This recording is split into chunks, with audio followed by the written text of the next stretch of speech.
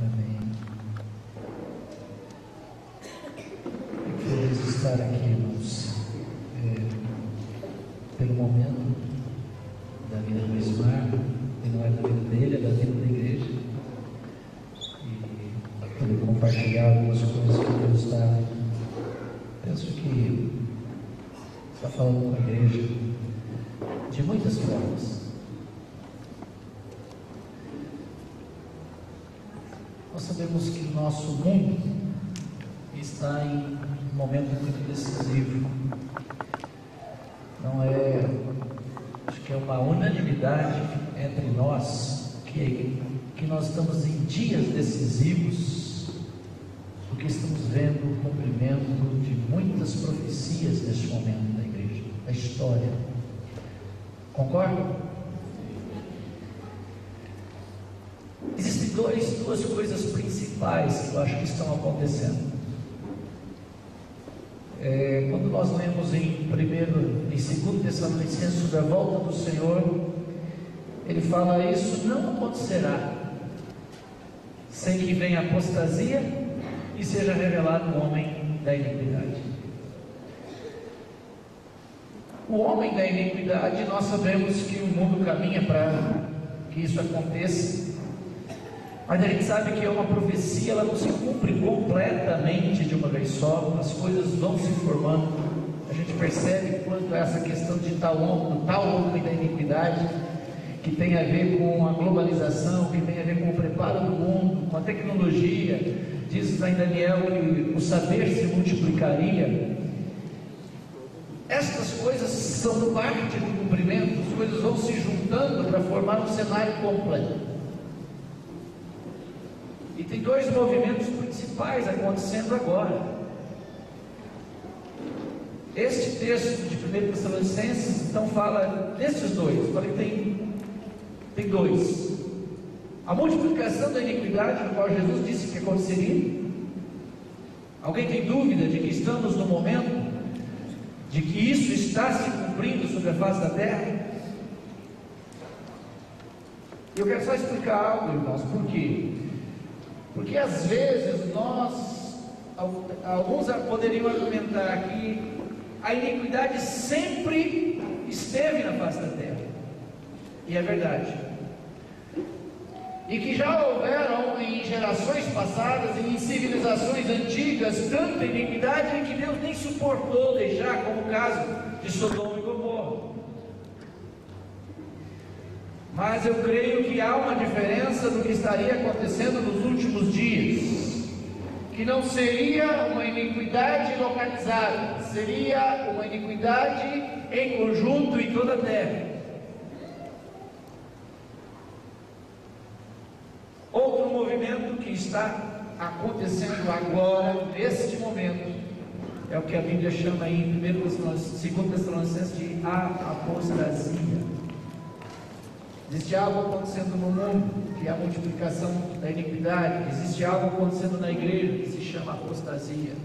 São movimentos paralelos, simultâneos, e que é o mesmo Espírito que está atuando, tanto lá fora quanto dentro, no meio da igreja. Alguns anos atrás, há uns 4 a 5 anos, eu estava muito angustiado com isso. E não sei se isso aconteceu com você ou acontece, mas havia uma angústia no meu coração com respeito ao cumprimento das profecias na terra. A angústia de pensar que não tem saída, porque este mundo estará entregue a uma destruição moral, a igreja estará entregue a uma destruição completa também moral, onde o mundo estaria atingindo a igreja e a igreja estaria se desviando. O texto de 2 Timóteo capítulo 4 fala da apostasia e fala que esta apostasia estaria na igreja operando por meio de espíritos enganadores. O engano é a marca da apostasia. Estaria acontecendo no meio da igreja, estaria acontecendo no mundo, e aquilo começou a apavorar o meu coração, pensando: não tem jeito de sair fora, isso acabará nos atingindo mesmo que a gente não queira. A iniquidade está vindo como um rolo compressor sobre a humanidade e não há como sair dela. Isso afetará a igreja, isso afetará as famílias da igreja, afetará os filhos dos irmãos. E salve-se quem puder. Se alguém conseguir sair lá na frente, salvo, mesmo que todo arranhado, mas salvo, graças a Deus. Se não há como impedir, não há como evitar. E eu fiquei com esse temor, falei, meu Deus do céu, como é que a gente se livra dessa? O Senhor que está permitindo. Quando eu pensava nisso, o Senhor me deu uma palavra que está em Lucas, capítulo 12, versículo 35. Lucas 12, 35.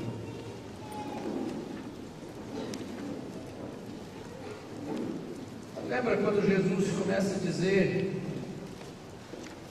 cingido esteja o vosso corpo e acesas as vossas candeias?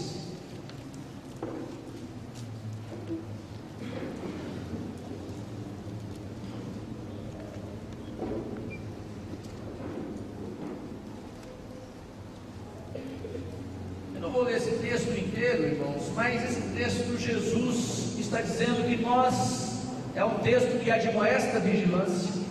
Ele está dizendo que a gente tem que ser como aquele servo que atendia a porta ao seu senhor voltar das festas de casamento, para que ele estivesse atento, para que no momento que o senhor voltasse, ele abrisse a porta logo. E diz: se o pai de família soubesse que hora que viria o ladrão, vigiaria, para que não fosse arrombado a sua casa. Só que ali Jesus termina de falar isso, o apóstolo Pedro faz uma pergunta. Ele pergunta: Senhor, o Senhor está falando isso para nós ou está falando isso para todo o povo? Jesus responde a pergunta de Pedro com outra parábola, dizendo: qual é o mordomo fiel e prudente a quem o Senhor colocou seus conservos para dar-lhes o sustento a seu tempo? Bem-aventurado aquele servo quando o seu Senhor voltar, o encontre fazendo assim. Eu entendi, por essa resposta de Jesus, que ele queria aplicar a palavra não a todo o povo, mas a um mordomo fiel e prudente a quem o Senhor havia confiado os demais servos para dar-lhe sustento na hora certa. Você sabe o que é um mordomo? Especificamente ali mencionado, era servo como os outros servos, mas ele tinha uma responsabilidade diferente dos demais. Ele era responsável para dar comida, era responsável para dar sustento aos servos na hora certa. E aí Jesus pondera: se ele se tornar negligente e não ficar atento, aí o Senhor vai vir na hora e vai lançá-lo na sorte com os infiéis. Eu entendi uma coisa, irmãos, que Deus colocou a mim como presbítero na igreja, como mordomo, que tem que ser fiel e prudente e tem que dar à igreja o alimento da hora certa. Jesus, eu creio, está demonstrando duas pessoas que têm autoridade neste texto: o pai de família e os líderes da igreja. O pai de família que tem autoridade sobre a sua casa, e os líderes na igreja que têm a autoridade sobre a casa de Deus. Aos líderes da igreja, ele põe a responsabilidade: você precisa saber qual é o pão, qual a responsabilidade desta hora, qual é a palavra que tem que ser dada à igreja para esta hora. O mordomo fiel, então você imagina, estava lá, o Senhor viajou, ele tem uma fazenda grande, tem muita gente trabalhando pela fazenda. Esse mordomo tinha que pegar a comida e entregar a comida na hora certa.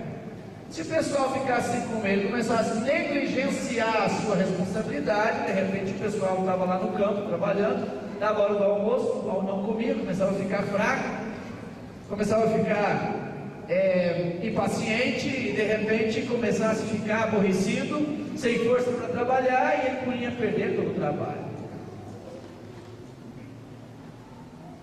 E eu, irmãos, comecei a orar nesse tempo em diante, falei, Senhor, qual é a comida para esta hora?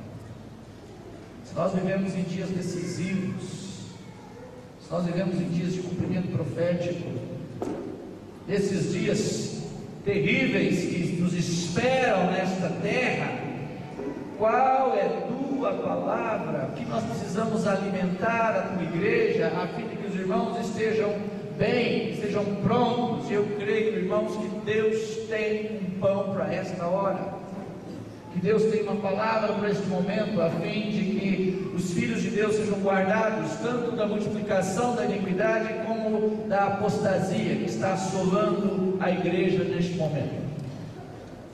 E graças a Deus, se nós tomarmos a administração de Deus, que Deus trouxer, se nós guardarmos o que o Espírito está dizendo à igreja agora, nós não precisamos ficar desesperados, tensos e pensar assim, nós teremos que sair lá na frente arranhados, manchados por conta das coisas que deverão vir ao mundo. Do mesmo modo que quando Israel estava para sair do Egito,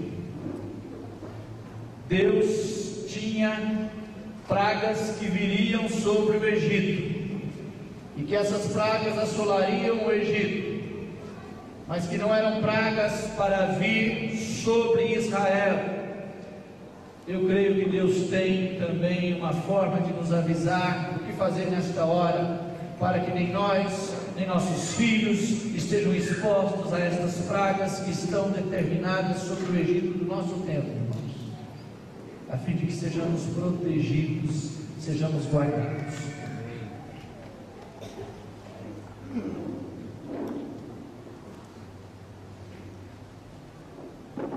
Uma das maiores cargas que tem me vindo ao coração, irmãos, é sobre a família, porque é demonstração aí ao pai de família.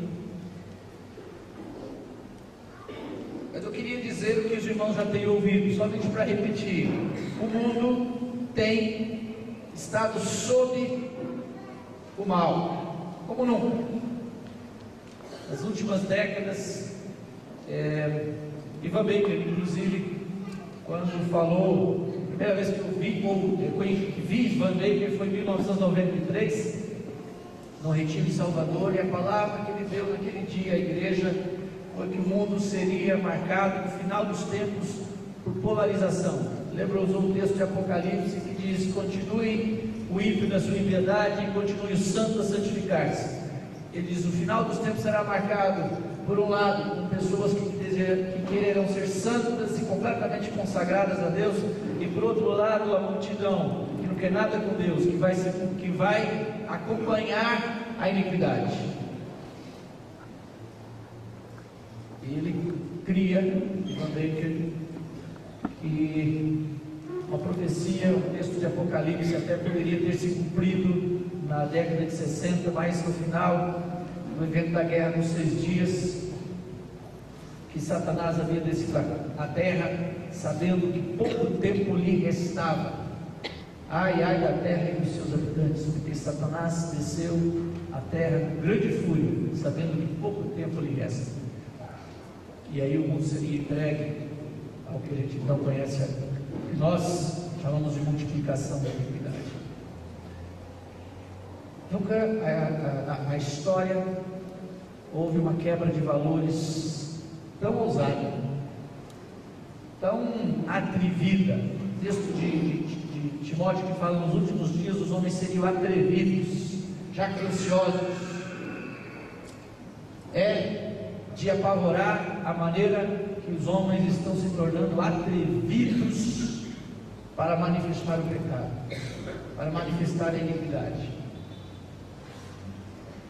Outro dia eu lia um artigo que falava sobre a ditadura do relativismo, que é justamente uma das vertentes filosóficas mais fortes para destruir qualquer valor que queira se manter como absoluto.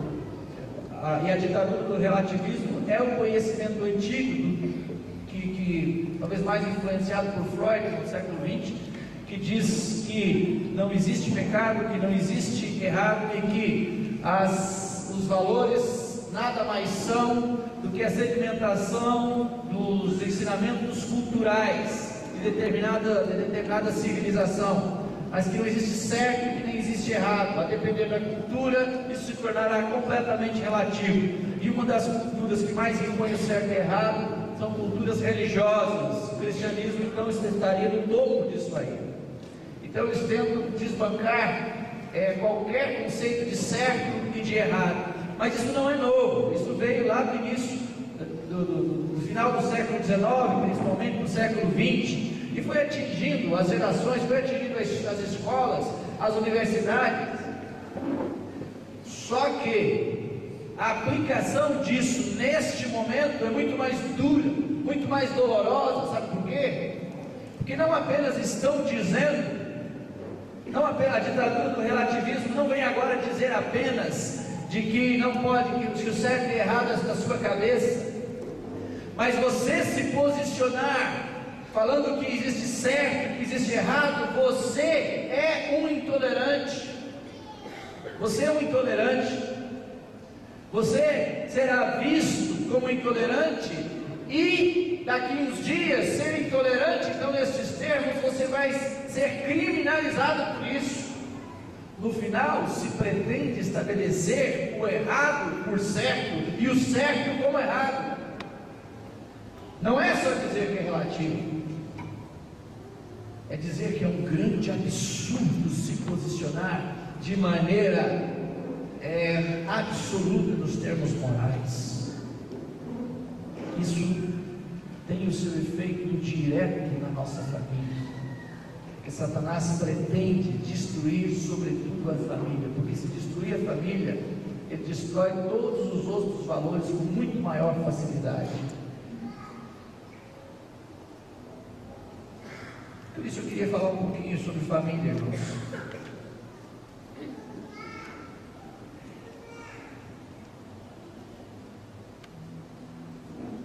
Provérbios 22:6 ensina a criança no caminho que deve andar, e ainda quando for velho não se desviará dele. Eu queria que os irmãos abrissem também no Salmo 78. Esse eu quero que vocês abram, gente. Vou precisar de uma Bíblia. Essa letra grande vai ajudar mais aqui.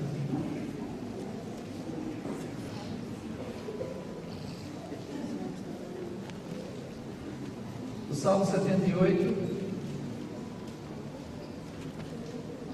versículo 3 em diante. O que ouvimos e aprendemos e que nos contaram nossos pais, não encobriremos a seus filhos. Contaremos à vindoura geração os louvores do Senhor e o seu poder e as maravilhas que fez. Ele estabeleceu um testemunho em Jacó e instituiu uma lei em Israel, e ordenou a nossos pais que os transmitissem a seus filhos, a fim de que a nova geração os conhecesse, filhos que ainda hão de nascer se levantassem, e por sua vez os referisse a seus descendentes, para que pusessem em Deus a sua confiança, não esquecessem dos feitos de Deus, mas que observassem os mandamentos, e que não fossem como os nossos pais, geração obstinada e rebelde, geração de coração inconstante, cujo espírito não foi fiel a Deus. A gente sabe, por exemplo, que Deus, ele chamou Abraão, lá no capítulo 18 de Gênesis diz isso, que ele chamou Abraão pela confiança que ele teve de que Abraão ensinaria os seus filhos, e ensinaria os filhos a ensinar os seus filhos a amá-lo. Deus queria um povo grande, numeroso, poderia ter chamado uma moça jovem, um rapaz jovem, mas Deus não tinha pressa. Ele tinha um princípio muito mais importante. Ele queria ter a segurança de que geraria este povo fosse um homem fiel a comunicar à próxima geração os seus preceitos e os seus caminhos. Um dos textos mais importantes que a gente conhece está em Deuteronômio capítulo 6.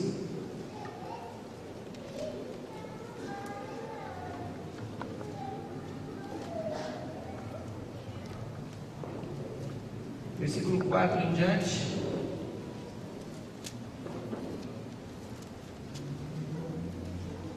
Quando nós falamos sobre família, nós usamos muito o Velho Testamento, não é verdade?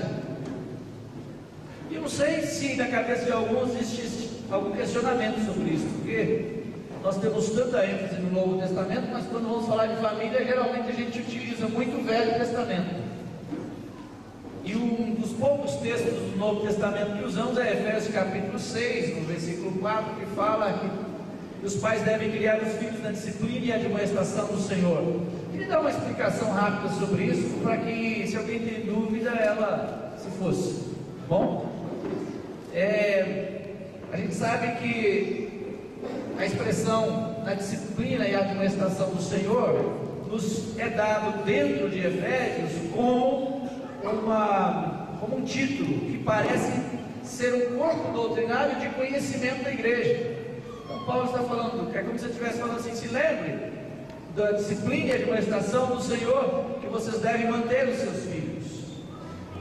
E obviamente que estes conceitos sobre família eram os utilizados no Velho Testamento. Existe uma razão simples para a gente entender que as coisas que a gente não utiliza no Novo Testamento do Velho são aquelas coisas que aplicamos na vida da igreja e são sombras da que deviam se cumprir em Cristo Jesus. A realidade é Cristo e a igreja. Por isso, a visão do sacerdócio do Velho Testamento não pode ser utilizada dentro da igreja. Por quê? Porque agora todos são sacerdotes. Aquilo era sombra, agora nós temos a realidade. O templo, vamos agora construir templos? Não, nós entendemos que o templo tinha um símbolo, era uma figura, e agora nós entendemos que a igreja é o templo, que o nosso corpo é o templo do Espírito Santo. Enfim, existem muitas outras coisas que nós poderíamos citar. Só que a questão de família não foi uma coisa que se terminou no Velho Testamento. A família, inclusive, é antes da lei, é antes de Abraão, é antes de tudo. A família foi a primeira instituição de Deus ali em Gênesis, capítulo 1, 2, 3, então Deus estabeleceu a família. Então a família não é uma sombra e que agora o Cristo veio e agora deixou de ser. Não, nós continuamos nos casando, nós continuamos a ter filhos, não é assim? E os princípios que funcionaram lá, funcionarão aqui, porque a família continua do mesmo jeito. Então nós devemos sim buscar no Velho Testamento o que diz sobre família, porque os conceitos de Deus sobre a família não mudaram e continuam funcionando, amém? Continuam funcionando. Só uma explicação que pode ser importante. Se, eu também estou falando isso porque eu quero utilizar esse texto hoje, pedir a Deus aqui, que Deus nos faça cair o coração que está escrito aqui. Amém. Porque tem vamos dizer, uma aplicação extremamente necessária para o momento que estamos vivendo como igreja na terra nesta hora, irmãos. Amém. Capítulo 6, versículo 4. Ouve, Israel, o Senhor nosso Deus é o único Senhor. Você sabe também que Jesus, ao ser questionado, ser perguntado por um estudioso lá, qual era o grande mandamento da lei, você sabe o que ele respondeu? Ele respondeu Deuteronômio 6. Não é que ele respondeu, amarás a Deus, ele respondeu Deuteronômio 6. Exatamente nos termos que está escrito aqui. Por quê? Porque era uma citação de cor que todo judeu sabia fazer desde pequeno. Era a declaração mais memorizada dos judeus. Eles se levantavam e declaravam: ouve, ó Israel, o Senhor nosso Deus é o único Senhor. Amarás, pois, o Senhor teu Deus de todo o teu coração, de toda a tua alma, de toda a tua força. Perceba que Deus, a ordem de Deus não é me obedeça. A ordem de Deus é me ame. Deus não nos manda obedecer. Deus quer que o amemos. Essas palavras que hoje te ordeno estarão no teu coração. Presta atenção, pai. Pai. e depois mãe. Vou dizer nesta ordem: pai e depois mãe. A ordem de Deus não é para você fazer algo com o teu filho. A ordem de Deus é para você amar a Deus de todo o seu coração, de toda a tua alma, de toda a tua força. Isso feito, hoje nós precisamos nos nossos lares, para enfrentar esse momento que vamos enfrentar, que já estamos enfrentando, de um pai que ama a Deus de todo o coração, de uma mãe que ama a Deus de todo o coração, alma e força. Depois disso, tem outra ordem: tu as inculcarás a teus filhos, e delas falarás assentado em tua casa, andando pelo caminho, e ao deitar-te, e ao levantar-te, e também atarás como sinal na tua mão, serão por frontal entre os teus olhos, e as escreverás nos umbrais da tua casa e nas tuas portas. Irmãos,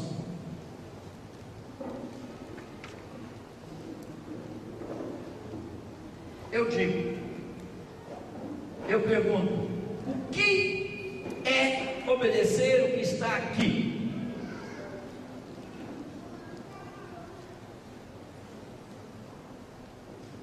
O que será? Deus está falando: a única coisa que eu quero é que você me ame. Sabe o que eu quero dos teus filhos?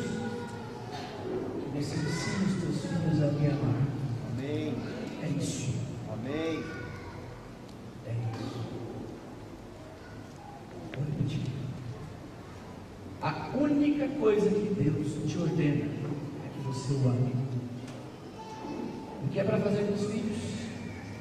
A única coisa que te é ordenado a fazer com os teus filhos é transmitir que eles também amam a Deus de todo o coração, alma, força e entendimento. Amém. Você sabe uma coisa, irmãos? Um pai que entende isso aqui pode parar a ministração agora e ir para casa praticar. Porque Deus não está falando que é tua responsabilidade dar uma boa profissão para o teu filho. Não está dizendo que é para você alfabetizá-lo. Não está dizendo que é para você dar uma boa casa para ele, dar uma boa roupa de qualidade para ele, e trabalhar para dar um bom sustento, você ter um bom carro e dar um conforto excepcional. Nada disso é mencionado. A única coisa mencionada a você: ame a Deus. A única coisa mencionada em relação ao teu filho: leve ele a mesma coisa.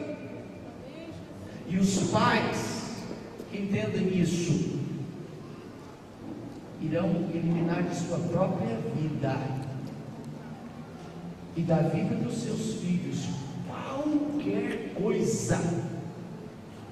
qualquer coisa que apresentar isso a este amor a Deus. Impiedosamente, implacavelmente irão eliminar o trabalho, se ele levar você a amar menos a Deus, Pai. Quantidade de trabalho, vai ter que ganhar menos dinheiro, eliminar qualquer coisa que queira entrar no lar, que leve seus filhos a desviar a atenção do amor sincero, constante para com Deus. Compreende isso? Amém. Isso é o que fazer. Mas o texto não fala apenas o que fazer, fala como fazer. O que fazer é amar a Deus. Como fazer? Aí ele fala: sabe como você vai fazer isso? Você vai fazer isso assim, assentado na tua casa. Estou com meus filhos.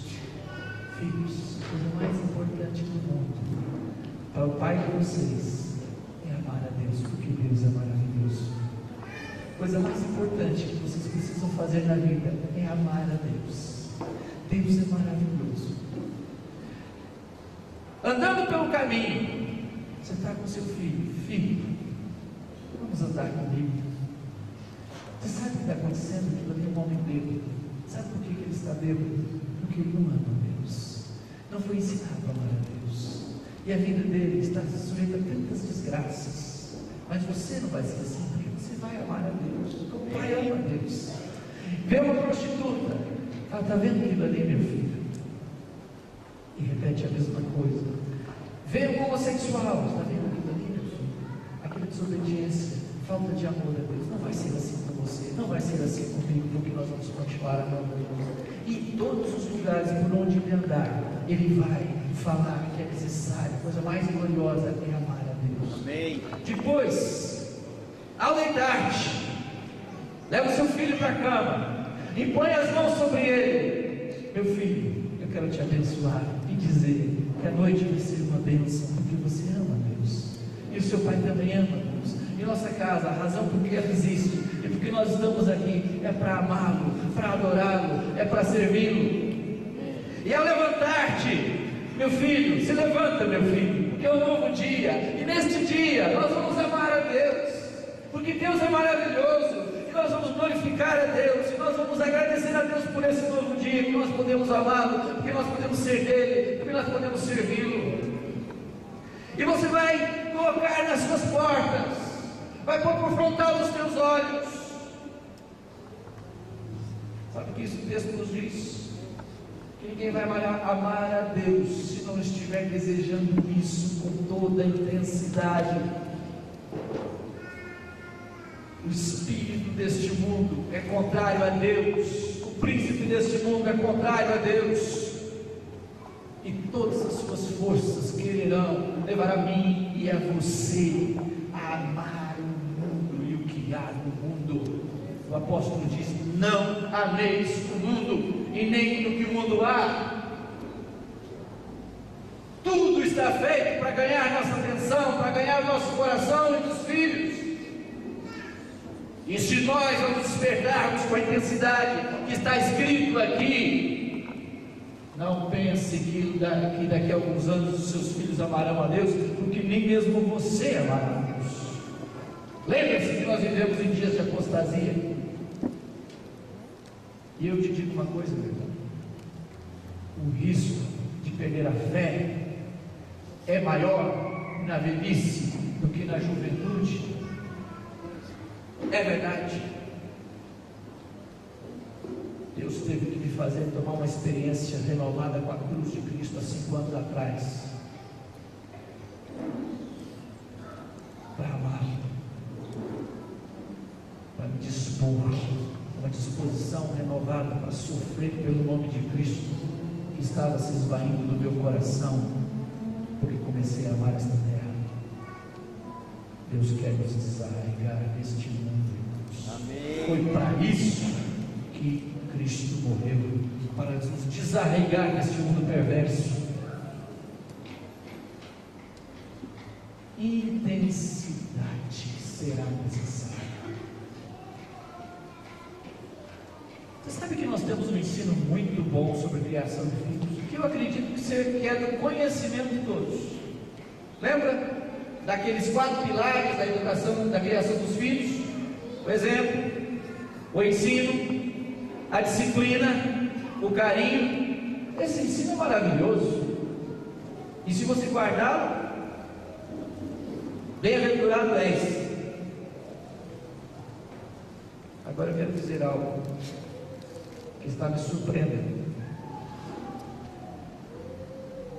Eu comecei a fazer uma análise, olhando para a nossa realidade. Nós que cremos no Evangelho do Rei, nós que temos os nossos filhinhos que são ensinados a usar a varinha ali, esse é o nosso contexto. E eu comecei a ver algumas famílias passando tribulações com os filhos no nosso contexto. Você a cabeça e falei: meu Deus, o que está acontecendo conosco? Você pode até achar estranho que esse seja um assunto que eu esteja tratando, irmãos, porque nem Deus não me deu filhos, a minha esposa. E alguém poderia pensar: por que esse camarada quer falar tanto de uma coisa que talvez ele nem tenha vivido, nem tenha tido oportunidade de viver? Eu quero dizer aos irmãos que minha carne é pastoral. por todos vocês. Amém. E eu não pastorei minha esposa só, eu pastorei a igreja de Cristo. E eu sei que temos uma multidão de filhos que estarão perdidos dentro de 5 ou 10 anos, se vocês não ficarem atentos a estas palavras agora. Isso mesmo. Olha, eu comecei a perceber o seguinte: eu me converti mais ou menos lá na época do Ismar, né? Eu me converti com 14 anos de idade, no final da década de 1978. E naqueles dias eu vi no meio cristão evangélico o que estava acontecendo com as famílias. Era comum o seguinte: os pais levavam os filhos aos cultos, e esses filhos da adolescência se desviavam e iam para o mundo. Lá na frente, depois de quebrar muito a cara, alguns deles acabavam voltando. E eu via pais, às vezes perplexos, e dizendo: não sei o que aconteceu com esses meninos, porque eles foram criados no Evangelho. E sabe o que eles entendiam como ser criados no Evangelho? Era levar esses filhos aos cultos, levá-los na escola dominical, expor esses filhos a 1 ou 2 horas de reunião, ouvir um pouquinho de historinhas bíblicas e voltar para casa.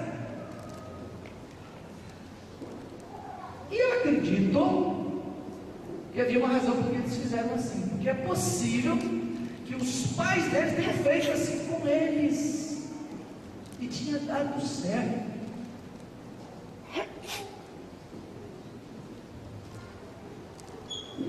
Por que não deu certo agora? Sabe por quê?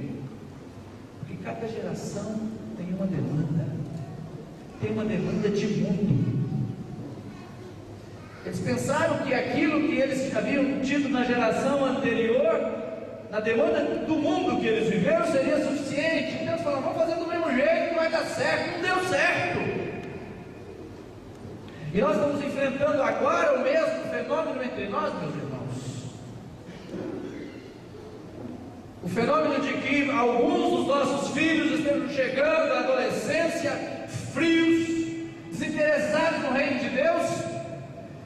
E eu olho para os 4 pilares da criação de filhos e falo: mas eu estou tentando fazer do jeitinho que me foi ensinado e não está funcionando. Eu acho que nós precisamos abrir os olhos para a demanda de mundo que está ao nosso redor, olharmos para o que está escrito em Deuteronômio capítulo 6 e ver que tipo de intensidade será necessária para proteger a nossa casa da nossa demanda. Porque senão, se formos tolos e ingênuos, é só uma questão de tempo.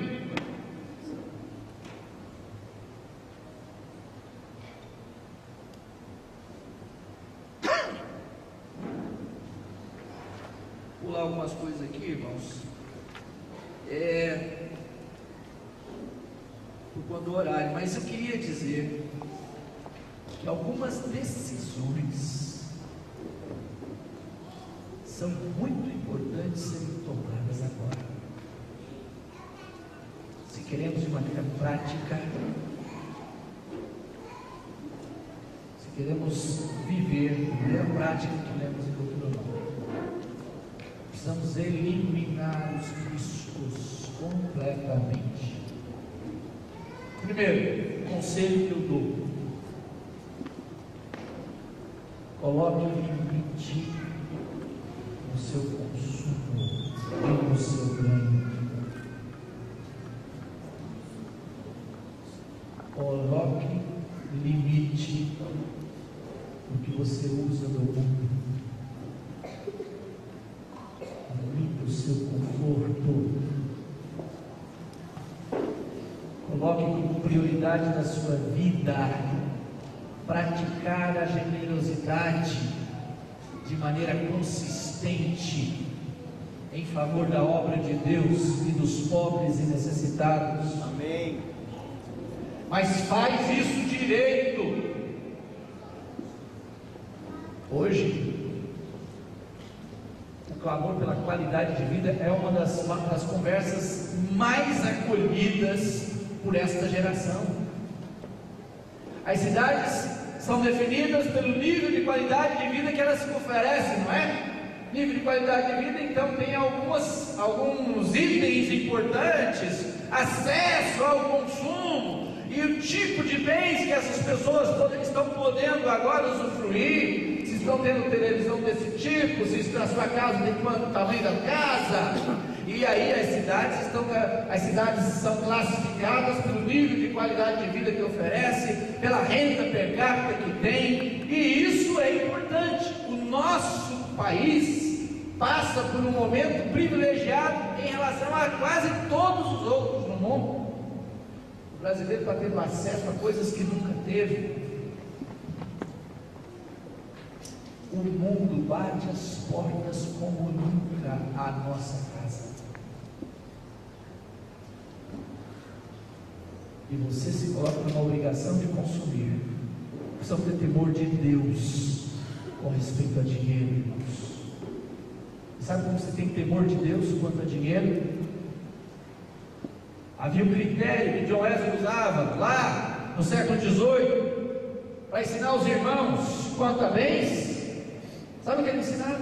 Ele dizia: se você está tendo a oportunidade de ganhar mais dinheiro, não é para aumentar o seu nível de consumo, mas para aumentar o nível da sua generosidade. Põe isso na tua vida. Se você está ganhando mais, não é para trocar a televisão. Aliás, por favor, é que você ficasse livre dela. Não é para comprar o equipamento melhor. Não. Vamos ter temor de Deus para aumentar na opulência do nosso tempo, na ostentação. Põe limite no conforto do carro que você vai ter, no nível da casa que você vai ter. Põe limite. Eu não estou falando que você tem uma casa, cai nos pedaços de um carro que estraga em cada esquina. O Espírito de Deus te conduza e você deverá ter bom senso. Sabe por quê? Para que cada vez maior parte do seu ganho seja revertido na generosidade. Os maiores escândalos no meio da igreja têm a ver com dinheiro. Ouviram o que o João falou? Os maiores escândalos no meio da igreja têm a ver com dinheiro. Gente que perde a simplicidade. Gente que perde a simplicidade. Isso é mamon. Não podeis servir a Deus e a mamon. E o Deus desse século é mamon, a riqueza. Precisamos romper com isso, irmãos. Agora, você vai se surpreender quanto isso está mais arraigado no teu coração do que você imagina. Eu me lembro um dia, esses 4 anos atrás, eu morei numa região muito boa em Belo Horizonte por um ano. Um amado irmão foi morar nos Estados Unidos, me deixou morar numa casa dentro do bairro muito bom. Eu fiquei um ano ali morando, um bairro de gente rica, uma região bonita. Até aqueles dias eu não tinha dado valor a esse negócio de vista. Você viu como os ricos gostam e dão valor à vista? Para acordar de manhã e olhar para as montanhas, os lugares bonitos. Eu nunca nem tinha pensado sobre isso. A partir daqui que eu fui morar ali, eu comecei a ver como isso era importante. Que coisa indispensável, ter uma vista maravilhosa para a gente olhar. E um dia caminhando, olhando essa vista bonita, eu olhei para aquelas montanhas lindas que Deus fez, né? É Deus que fez, então a gente tem até razão para pensar quão lícito é isso.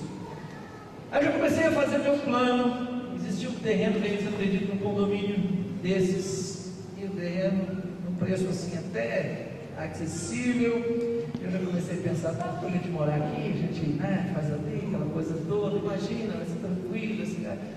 O negócio começou a encher meu coração, e na hora Deus corrigiu.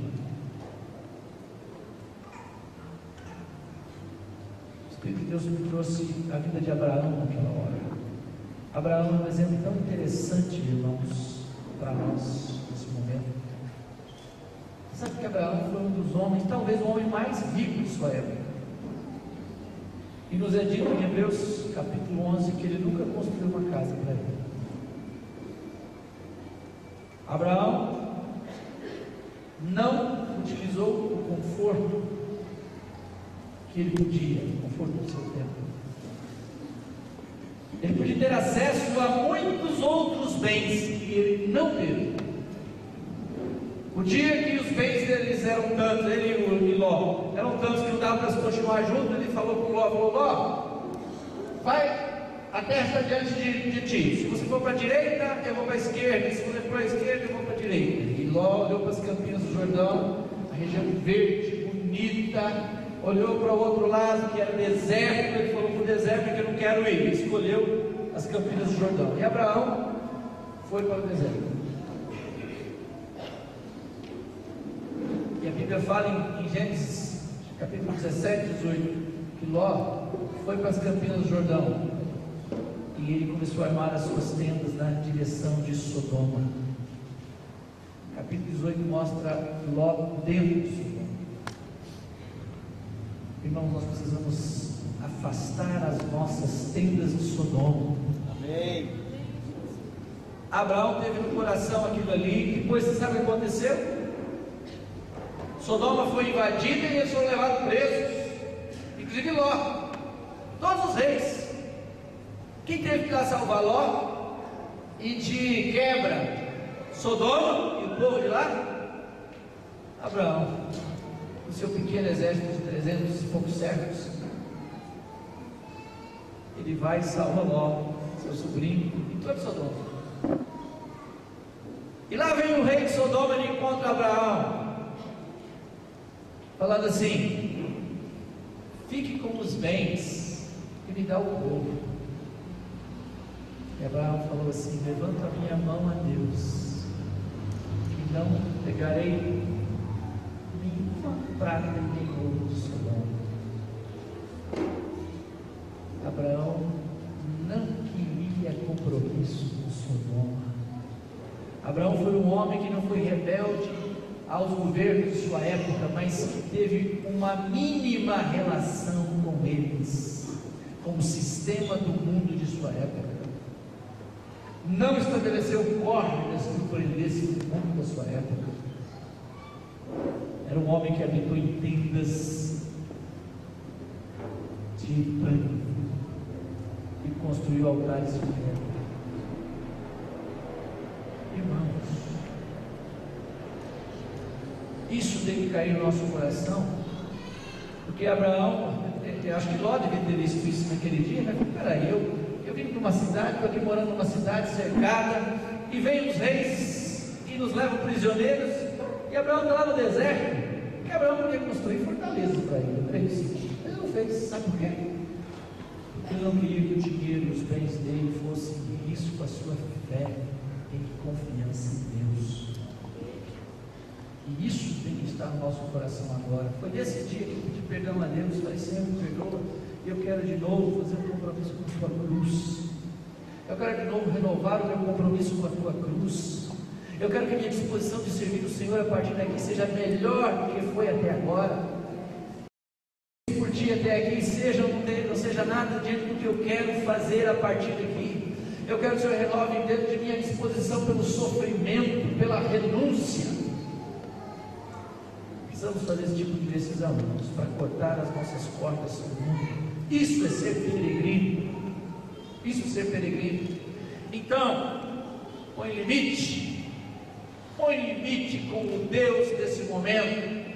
Faraó, naqueles dias, quando o povo estava prestes a sair do Egito, quis enchê-los de trabalhos. E sabe por quê? Porque eles queriam que o povo não tivesse tempo para pensar em Deus. O faraó do nosso tempo faz a mesma coisa, impõe sobre você trabalhos. Você precisa ganhar, você precisa estudar, você precisa se aperfeiçoar. Por quê? Porque a competição está muito grande, para você não ter tempo de pensar no que Deus está falando com a igreja e com você. É preciso romper com o faraó, amém? Amém. Outra coisa que eu quero dar como conselho, irmãos: põe um critério extremamente rigoroso com entretenimento. Vou repetir: esse critério extremamente rigoroso com o entretenimento. O entretenimento é um Deus que acompanha o mundo. A indústria do entretenimento, ela é terrível. Outro dia, quando eu meditava num texto de Colossenses de manhã, na expressão viver de modo digno do Senhor para o seu inteiro agrado, e eu perguntava: o que é, Senhor? Viver de modo digno do Senhor para o teu inteiro agrado. E a única expressão que mais se conformou a isso foi de peregrino. Peregrino é aquele que não tem laços com esta terra. Lá em Hebreus capítulo 11 você vai ver isso, se quiser, versículo 16 principalmente.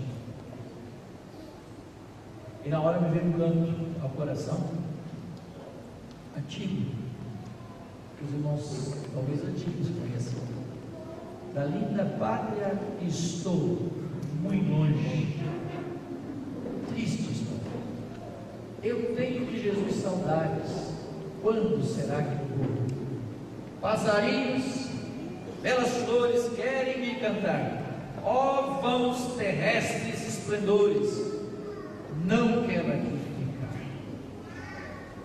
E eu peguei o violão e comecei a cantar esse canto. Aí minha esposa veio lá no quarto, cantamos juntos.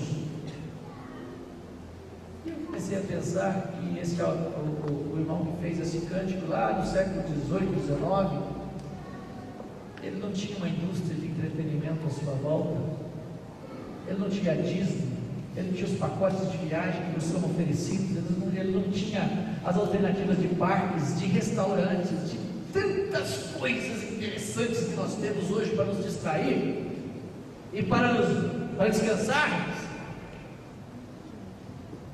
E ele tinha a natureza na sua beleza que Deus fez, porque o cântico diz assim: passarinhos, belas flores querem me cantar. Talvez as coisas mais lícitas que teria dessa terra para a gente admirar. Mas este homem estava com saudade de Cristo. Ele dizia: nem isso eu quero que chame minha atenção. Eu tenho saudade do céu. Eu quero ver. E meu Pai. E nós vamos romper com o entretenimento. Sabe por quê? Porque uma das maiores pragas da nossa época, entretenimento em todas as suas formas. Um dia eu falei com meu irmão rico, sabe o que eu disse a ele? Meu irmão, você corre muito risco, você corre mais risco que os demais irmãos. Sabe por quê? Porque você tem o acesso ao consumo. E você, qualquer estresse que você tem, você pensa: eu vou fazer uma viagem. Aí você pode viajar para onde você quiser. Já os irmãos pobres, por não terem esse acesso, não têm dinheiro, o programa para eles é ir no encontro da igreja, é ir na praça na sexta-feira, que a igreja está lá na praça junto, então é um programa. Agora você corre risco demais, porque você tem acesso a um monte de outras coisas que podem te distrair.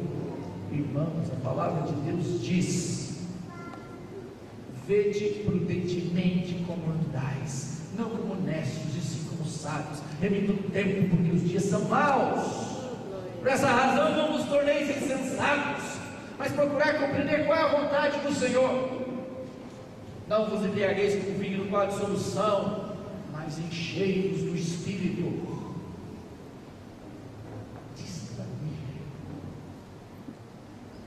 É o objetivo do entretenimento. Por isso eu creio, como todas as outras coisas jazem no maligno, o entretenimento é uma das formas de Satanás destruir o homem, atrair e distrair o homem rico. Lá no século XIX, início do século XX, a igreja tinha muita coragem de romper com o entretenimento da época, dizendo, sabe o quê? Que entretenimento era uma forma do homem, foi um invento que foi feito para o homem ímpio fugir, dar sentido à sua vida, porque ele não suporta viver, então ele tem que colocar atividades que mantenham a sua vida em círculo. verdade, irmãos, pura verdade, porque Satanás não quer que o homem pense em Deus, não quer que o homem pense na sua situação. Houve uma frase interessante que alguém disse o seguinte: o homem não pode parar, porque se ele parar, ele pensa, e se ele pensar, ele chora, por conta da sua distância de Deus e a sua falta de paz. Para distrair o homem ímpio, mas distrai o homem cristão, os filhos de Deus.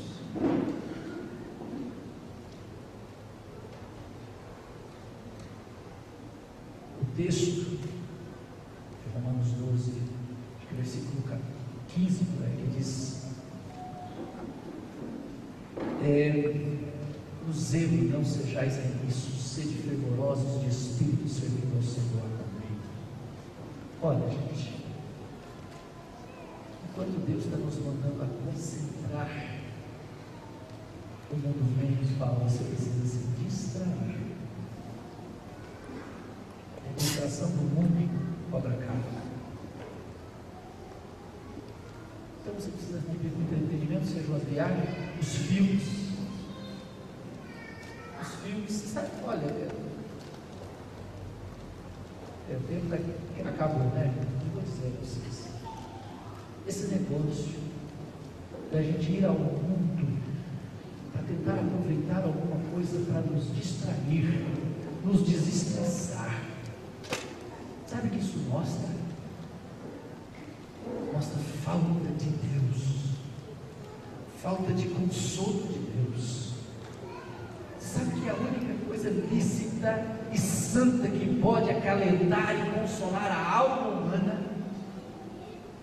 o Espírito Santo Consolador, sua presença.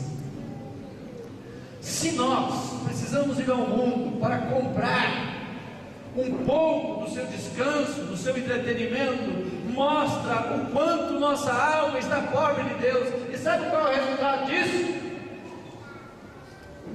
Não nos dá nem plena satisfação no mundo e nem plena satisfação em Deus. A saída para o povo de Deus neste momento de trevas que andam sobre o mundo é que sejam cheios do Espírito Santo. Essa é a única saída, a única. Se você empreender o seu tempo no entretenimento, não haverá tempo para você se encher do Espírito Santo. Deus não enche do Espírito gente distraída. Guarda isso. E eu tenho visto muitas pessoas às vezes querendo achar no mundo esse negócio de filmes, por exemplo. Imagina que é um irmão tentando ir numa locadora achar um bom filme para ele ver no final de semana. Me perdoe, irmãos, o que eu vou dizer, mas é mais ou menos o que me vem à cabeça é a seguinte figura.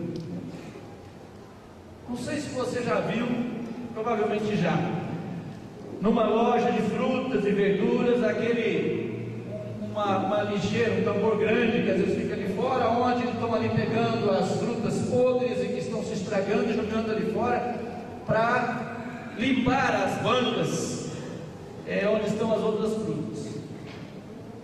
A gente já viu essa cena triste de ver um pobre, um indigente, um mendigo chegando naquele tambor de lixo, tentando achar alguma coisa boa naquele tambor de lixo, e ele pega ali um tomate que está podre até a metade, e ele olha e fala: dá para aproveitar a metade, e joga na sacolinha.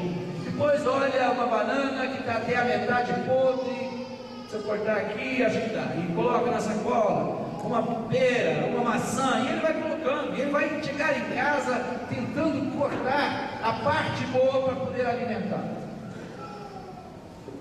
Eu pergunto: você faz isso quando você vai ao supermercado? Não. Deus tem te dado condição, e você vai lá dentro, você olha a banca das frutas boas que não estão podres, e dentre essas você escolhe ainda as melhores, não é assim? E leva para sua casa só o que é bom.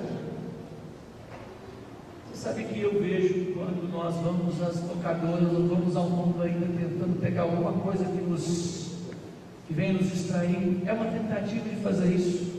deixa eu ver esse filme. Aqui não tem cena de sexo. A banana aqui, dá para cortar. Aqui. Aí você leva para casa.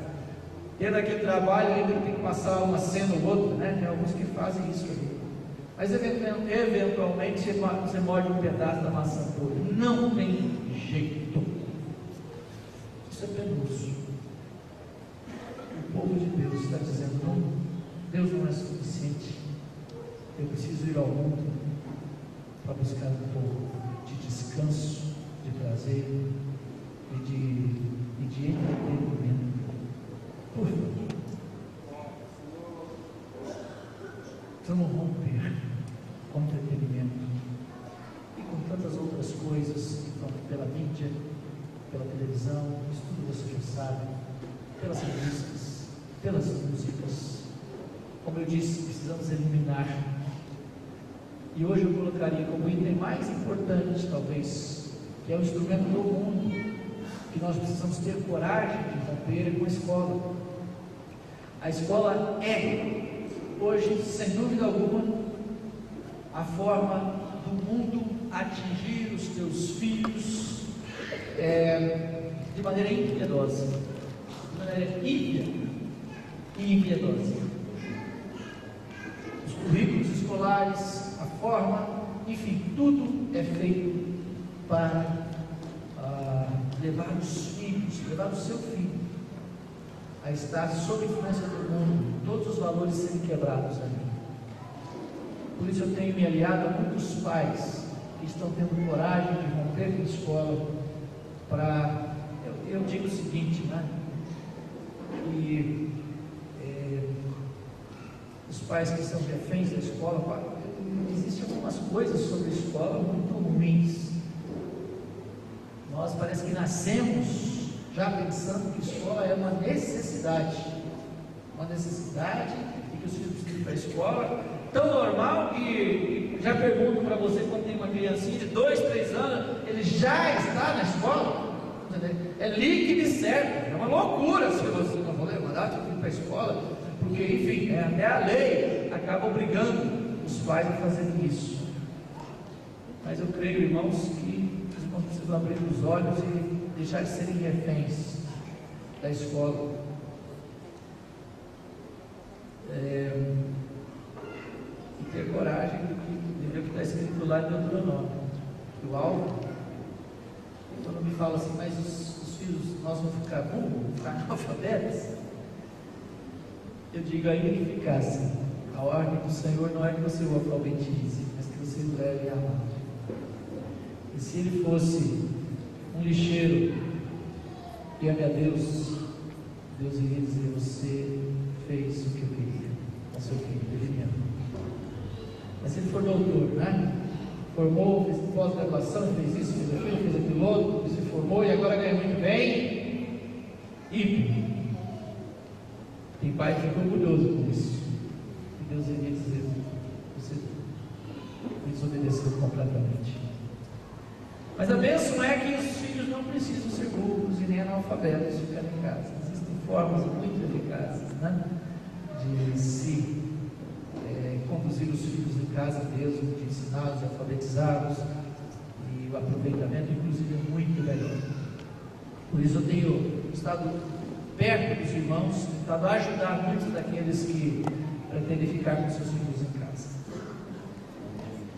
Amém? Amém. Para aqui, né, irmão? Ontem só falei com o William uma coisa sobre essa questão de educação domiciliar, que é um movimento que está crescendo no Brasil. Tem pais que ficam muito medo, né, da família, com medo de um monte de coisa. Eu acho que os pais precisam, independente se tivesse lei ou não tivesse lei, que obriga ou que não obriga com os filhos na escola, se o pai entender o Deuteronômio, ele vai romper com o mundo em qualquer elemento, para ter coragem. Outra coisa que eu digo é que faz parte de sua esposa ficar em casa, cuidando dos filhos, porque senão não tem como praticar, não é? Mas a educação domiciliar, penso, está prestes a ser regulamentada no Brasil. Nós estamos em contato com o deputado federal, que tem nos aberto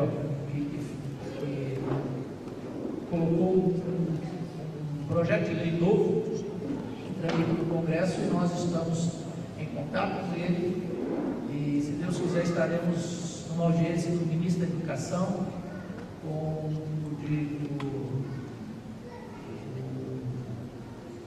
um parlamentar que está relacionado ao Ministério Público da União e outras.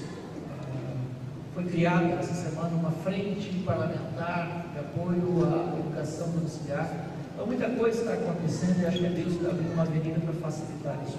Amém?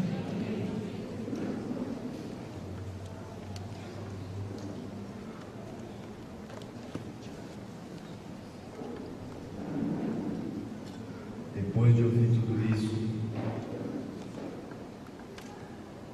nós precisamos curvar nossa cabeça, nosso coração diante de Deus,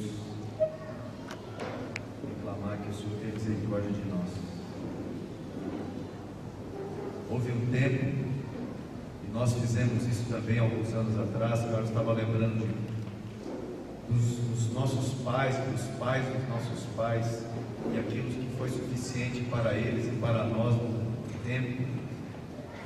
Durante um tempo também nós acreditamos que criar filhos obedientes era o suficiente.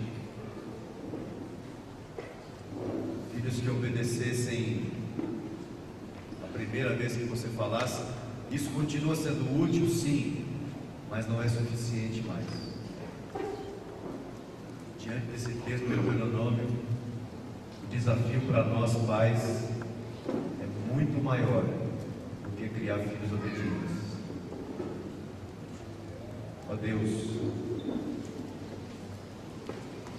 transforma-nos, Senhor.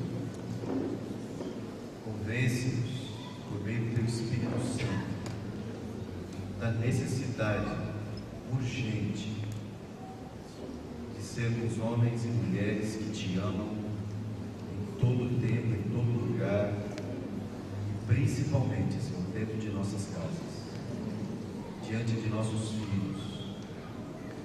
Convence-nos, Espírito Santo, da necessidade de ensinar o amor do Senhor aos nossos filhos. Ajuda-nos, Senhor. Ajuda-nos.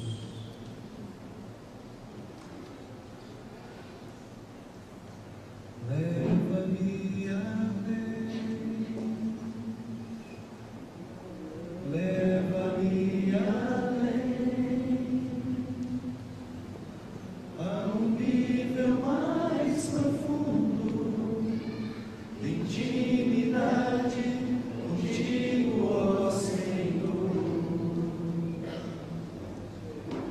Leva-me além, leva-me além, que a minha vida flua mais da tua unção, mais do teu poder. Faz isso, Senhor. Faz isso na minha vida, na vida de meus irmãos e irmãs aqui. E ajuda-nos nos dias que se seguem a não deixarmos essa palavra de lado, Senhor. O Senhor nos disse para compreendermos, para discernirmos a parábola da figueira. Ajuda-nos a discernir o tempo que estamos vivendo, Senhor. Não nos permita estar distraídos. Guarda-nos. Guarda meus irmãos e irmãs. Em nome de Jesus. Amém.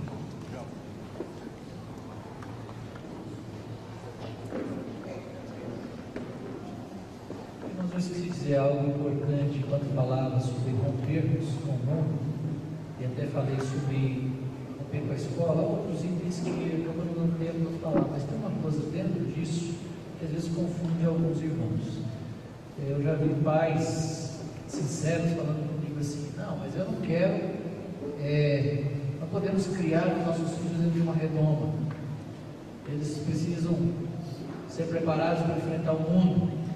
Então, e aí tem textos que são citados, quando Jesus disse: olha, e não os tires do mundo, mas que o guarde do mal.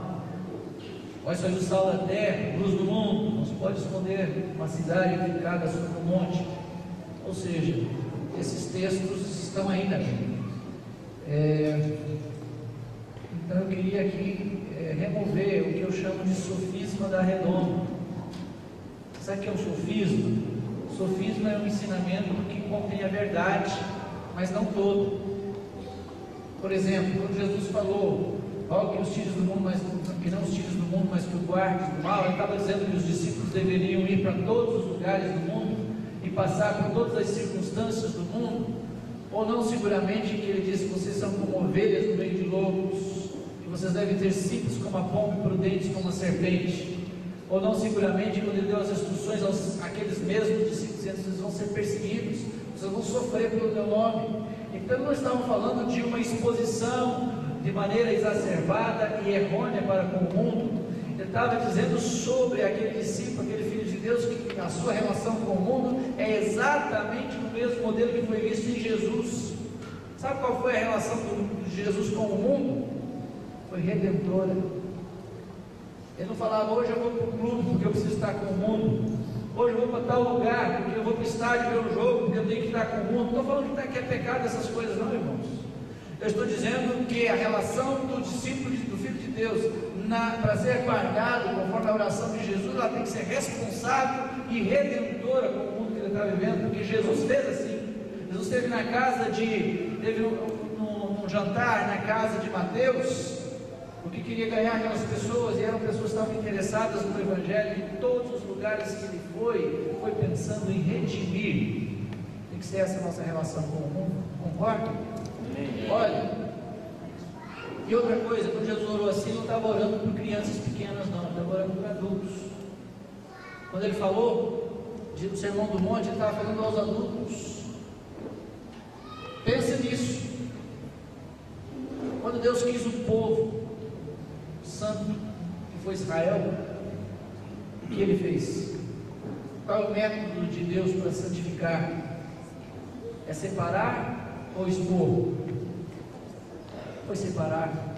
Ele falou: quando vocês entrarem em Canaã, vocês destruam sem piedade tudo que vocês virem pela frente. Deus não queria correr riscos, e o erro de Israel foi que não obedeceu completamente a esta ordem. Por isso estou dizendo isso, para dizer que é santo aqueles que são sérios e santos, para que a gente não fique refém de um sofismo, viu, meus irmãos? Amém. Eu seria tentado a dizer a vocês, pais, para não se preocuparem. Saiam daqui despreocupados.